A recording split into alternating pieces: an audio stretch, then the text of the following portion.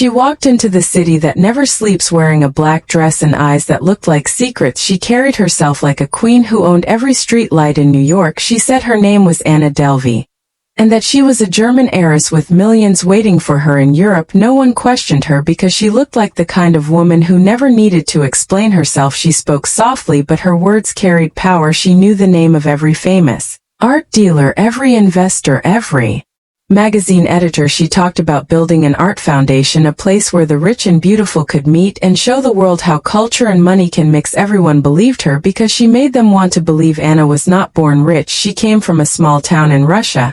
Her father was a truck driver, and her mother ran a store, but in her mind she was born for more. She moved to Germany, then to Paris, where she learned how to act like the people she wanted to become. She watched them, studied their clothes, their confidence, their lies, and she learned how to wear them like her own skin. When she arrived in New York, she had no fortune, no friends, no plan, only a dream that she would make the city kneel before her name. She started staying at luxury hotels, ordering expensive food, and giving big tips in cash. She made people talk about her. They said she was mysterious. They said she was powerful. No one wanted to ask too many questions because in New York everyone pretends to be someone. Anna just did it better. She made friends with art curators and photographers and business owners. She told them stories about her family estate in Germany and the money waiting for her trust to clear. She invited them to dinners where she spoke about the Anna Delvey Foundation, an art club that would change New York forever. She promised partnerships and million-dollar returns, and people smiled because they wanted to be close to that kind of dream.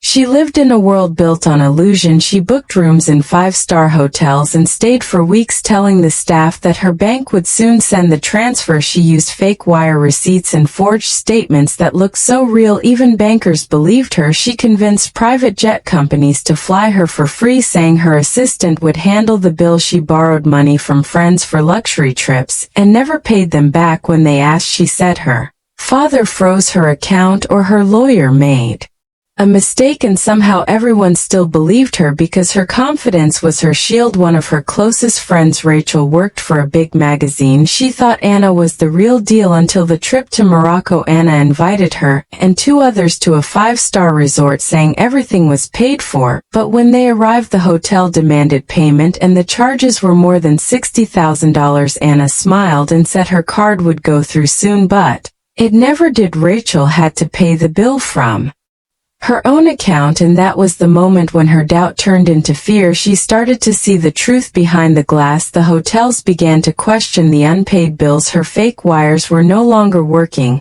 and her name started spreading for the wrong reasons. One by one, doors began to close. The staff stopped smiling. The friends stopped answering. She tried to stay calm, acting like everything was still under control, but the walls of her empire were already shaking. One morning, security came to her hotel room and asked her to leave. She argued, said her bank would fix it, but they already knew her game. She walked out of the hotel carrying only her designer bags, but her kingdom of lies was falling behind her.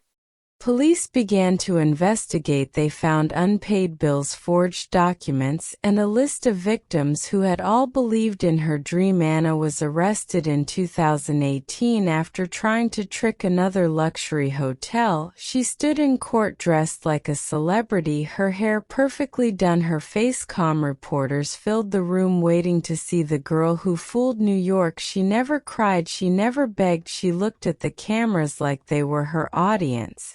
She told the judge she never meant to hurt anyone, that she simply wanted to live the life people expected of her. Her trial became a show. People watched every detail online. Some called her a criminal, others called her a legend, the girl who beat the rich at their own game. She was sentenced to prison, but even there she became famous. Magazines wrote about her. Her Instagram gained followers. People compared her to fictional antiheroes. She turned her own downfall into a brand. After her release, she was interviewed and asked if she felt sorry. She said no, she just did what everyone else in New York does: fake it until you make it. Anna Sorokin proved that in a city built on appearance, confidence can be stronger than truth. She walked into rooms full of real millionaires, and made them believe she was richer than all of them. She had no money, but she had something more dangerous, the power to make people see what they wanted to see. She fooled hotels, banks, and high society, not with weapons or hacking, but with charm and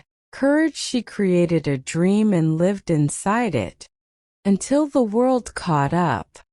Today some still admire her, others hate her, some call her a liar, others call her an artist of deception. Her story is not just about crime, it is about the hunger to belong in a world that only respects the rich. Anna was not just playing a part, she was showing how easy it is to make people believe anything when they want it to be true. She fooled New York, but maybe New York was already fooling itself. So the next time you see someone living a life that looks perfect, remember the story of Anna Sorokin, the girl who turned lies into luxury and made the richest city in the world believe her fantasy. If you enjoyed this story, make sure to like the video, comment your thoughts below, and subscribe for more stories that reveal the truth behind the illusion.